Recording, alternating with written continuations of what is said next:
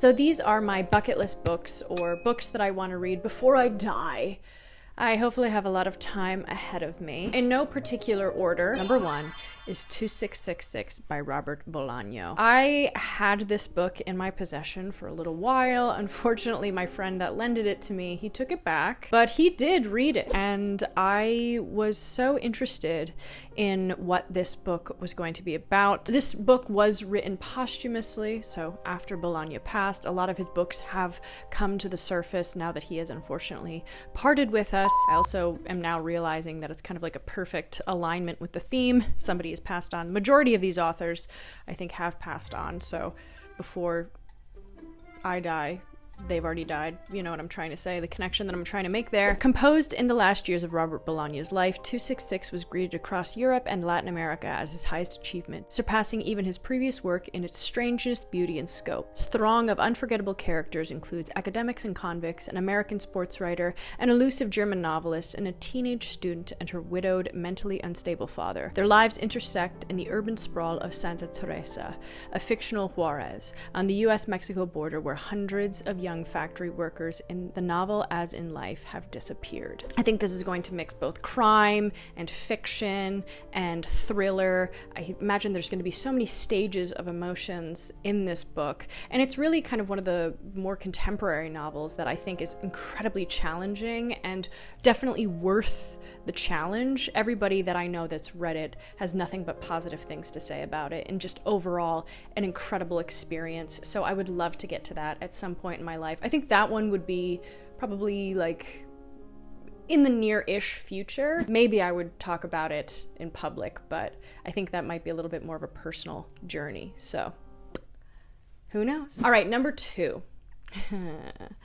Because I'm an American, okay, I want to read what I consider to be probably one of the most popular American classics, and that is Moby Dick by Herman Melville. I visited Melville's home. He lived relatively close to where I grew up. Moby Dick is probably his most famous novel. It's an epic. We know this. Herman Melville's classic novel follows the voyage of the whaling ship led by the obsessive and vengeful Captain Ahab. Everybody knows Captain Ahab, right? Ahab determined to hunt down and kill Moby Dick, a massive white whale that had previously maimed him. The story is narrated by Ishmael, a sailor who joins the crew and witnesses Ahab's descent into madness as the captain's obsession with the whale consumes him. Obsession, madness, whaling. I know that this is a very daunting book. People either love it or hate it. Incredibly polarizing, but obviously it has stood the test of time. People continue to read it to this day. I don't have a particular interest in whaling, but I do have a particular interest in perseverance, conquering. I guess that's why I'm making this list. I'm interested in Ahab's character as well, because I feel like he's such a literary pillar. There's so many references to his character throughout all of literature, and I think it's just a staple of American literature, and I would love to read it. You know, I'm reading all my Steinbecks, okay? I'm getting that aspect of American literature out of the way, but I feel like I need to just really go backwards into the roots and read some Melville. Number three. Well, this is a little bit more of like an epic poem, but I am incredibly intrigued to read Paradise Lost by John Milton. Obviously, this book has, well, this poem is a stepping stone for a lot of literature that we know and love now. This is a very religious poem, but I do think that looking at character building and the world that Milton created is so important, especially when visually imagining a story. I think that Milton's Lost does it so well, and I'm so intrigued. I know it's going to be so hard. I know it's going to be a lot, okay? I know it's going to be a lot. And I think this would probably be a book that I would read way later in my life, maybe have it be a sort of reflective read, see how I have lived my life. While Homer, Virgil, and Dante chose to tell the stories of mere men who conquered kingdoms, sacked cities, and passed through terrors, Milton chose as the subject for his epic poem one of the greatest events in the history of the world, the Fall. Milton portrays the devil as a classical hero who infects the first man and women with pride and self-regard. Milton takes all the best of classical poetry and uses it to tell a story about simple obedience, petty self-love, and unfathomable forgiveness. I think it's just obviously a foundational piece of writing, and I would love to read it. I feel like I can say, oh yes, I read Paradise Lost. I'm very well read and so important now, so bow down to me. That is basically the main intention of why I want to read that. Obviously not. Oh, and then after that, because we might as well just get all of these classics out of the way, I would love to read The Count of Monte Cristo. Alexandre Dumas' epic tale of betrayal and revenge is one of the most thrilling and enduringly popular adventure novels ever written. I love an adventure novel. I'm finding that about myself. I love when a character is just put in these situations. It's not the most depressing thing you've ever written, though I imagine there's going to be a lot of depressing aspects of it. But I have found that the uptick in people reading this and the accessibility of this is probably something that I can do, something that I can tackle. Probably read this in like the next 5 years or so, hopefully. I do think you might have to train yourself for the endurance aspect of this. This is a big one. Every time I see it in the bookstores, I think, maybe one of these days. But I do love a big book, and I do think that, again, this is a testament to how long this has remained in the canon of literary importance, and I do think it would be very useful for me to read that. And to piggyback off of that, I of course have to talk about wanting to read Don Quixote. Oh, now listen, I have watched The Man of La Mancha, the play adaptation of Don Quixote. I also think this is going to be really funny. I'm hoping it is. I also feel like a lot of people talk about how accessible this is still to this day. Obviously a massive behemoth book. The classic novel Don Quixote, which is widely recognized as the first modern novel and one of the greatest pieces of literature ever written. The idea that we always will have visions of grandeur in our life. We're always going to kind of see what we believe our life is supposed to be. And I think that Don Quixote, again, is like a very integral part of every person's identity, and it would be useful to read this book that is considered one of the first books, and I think one of the best-selling books of all time as well. Not to say that all of these don't have a best-selling aspect to them. This next one is actually a manga. I've wanted to read this forever, but when I did the last week's video talking about a very disturbing book, somebody mentioned this in the comments, and it reignited my desire to want to read it, and that is Berserk. Historically, one of the most graphic and upsetting mangas. It has a cult following. I feel like it destroys everybody that reads it. I wanted to pick up a copy in Japan, but then I said, I'm not going to be able to read this.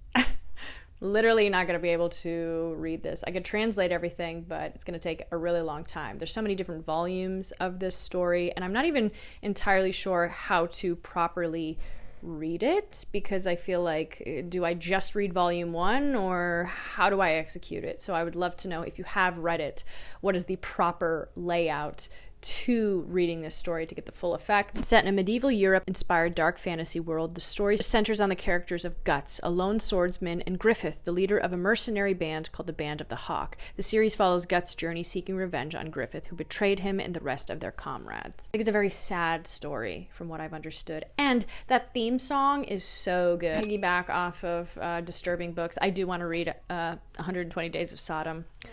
Even if I do read that, I don't know if I'll ever talk about it on the channel, just because I don't know if I necessarily agree with everything that's going on in that. No, I don't agree with anything that's going on in that book. I don't know if I want to further push it. I've never seen the movie, but I'm intrigued to read the book. Like, why did that have to be published? What is the extent of what can be published and be accepted as art? I don't know. Okay, I don't know. You know I love to read nonfiction, and there's one nonfiction book. I always know that I'm probably going to be able to read a nonfiction book, whether or not it takes a little bit of time, but there's one that I think, this one might take a little bit of time to get through, and that is The Rise and Fall of the Third Reich. This one has been on my radar for a very, very long time. I think it was published in 1960. The famed foreign correspondent and historian William L. Shirer, who had watched and reported on the Nazis since 1925, spent 5.5 years sifting through this massive documentation. The result is a monumental study that has been widely acclaimed as the definitive record of the most frightening chapters in the history of mankind. So it's exactly what it is, the rise and fall of the Third Reich. I have an intense fascination with World War II. The rise and fall of the Third Reich, from my understanding, a lot of things have been updated. Is it still the most reputable source? I don't know, but I do enjoy reading books from history to see how history was interpreted at that time and to see how it has been updated. There's so many different variables that come into play now, and I feel like people's exploration of history has shifted, but I still like to read a lot of those older foundational stories. I don't know when I'll get to that, but that one is always there, and I feel like it's a reference point for so many different books. And so the next book is a book that I actually have, and these next two books are going to be books that I have started, and I will finish them, because if I don't, I'm going to be very upset. And the next one is Of Human Bondage by W. Somerset Maugham. I started to read this and I put it down on page 250. I got so far and I couldn't finish it, and I don't know why. I remember exactly where I was when I bought this. I bought this at Housing Works bookstore on Crosby Street in Manhattan. I bought it for $6, which is a steal, and I brought this down to Florida in 2016 or 2017, and I gave it up to read, I think, Rant by Chuck Palahniuk. So, and I never picked it back up again. But from what I remember, I enjoyed what I got out of this. Originally published in 1915, Of Human Bondage is a potent expression of the power of sexual expression and of modern man's yearning for freedom. This classic Bildungsroman tells the story of Philip Carey, a sensitive boy born with a club foot who is orphaned and raised by a religious aunt and uncle. Philip yearns for adventure and at 18 leaves home, eventually pursuing a career as an artist in Paris. When he returns to London to study medicine, he meets the androgynous but alluring Mildred and begins a doomed love affair that will change the course of his life. I think I'll be able to read this pretty soon. Oddly feel very inclined to pick this up, and this is a book that has haunted me that I never finished it, and I don't know why. And I've never read anything of Maugham, Razor's Edge or anything, and I feel like, why not? Why not do it? Then after that, of course, I want to read Infinite Jest, because I started reading this, I got about 100 pages in, and then it got destroyed by a flood. I'm not itching to pick up another version of it, but I would like to finish this at some point. I'm not like a massive David Foster Wallace fan, but I did like what I got out of that when I was reading it. The attention to detail was fantastic, although having to flip back and forth with the little side notes, whatever they're called. I blacked it out because it was such a horrific experience. That wasn't fun, but I still think about it. Infinite Jest is a gargantuan, mind-altering comedy about the pursuit of happiness in America, set in an addict's halfway house and a tennis academy, and featuring the most endearingly screwed-up family to come along in recent fiction. Infinite Jest explores essential questions about what entertainment is and why it has come to so dominate our lives, about how our desire for entertainment affects our need to connect with other people, and about what the pleasures we choose say about who we are. I also remember watching a movie with Jesse Eisenberg and Jason something. It was about a journalist who was following David Foster Wallace, trying to get his story, and Foster Wallace was elusive, and that re-piqued my interest to want to read it. So I will tackle this at some point in my life. I don't know when this will be. I don't know. At some point, babe. At some point, I'm sure. And the last one, because you know what? I just want to have fun with it, and I think I'll pick this up sooner than later. Valley of the Dolls. Hello. Hello. Did you expect it? I don't know. Yeah, I want to read this because I think it would be a lot of fun. I love how sensationalized this book was. I would love to read it, and I just need to find a copy of it. I also didn't realize that what the dolls were in this. Dolls, red or black, capsules or tablets, washed down with vodka or swallowed straight. For Anne, Neely, and Jennifer, it doesn't matter as long as the pill bottle is within easy reach. These three women become best friends when they are young and struggling in New York City, and then climb to the top of the entertainment industry only to find that there is no place left to go but down into the Valley of the Dolls.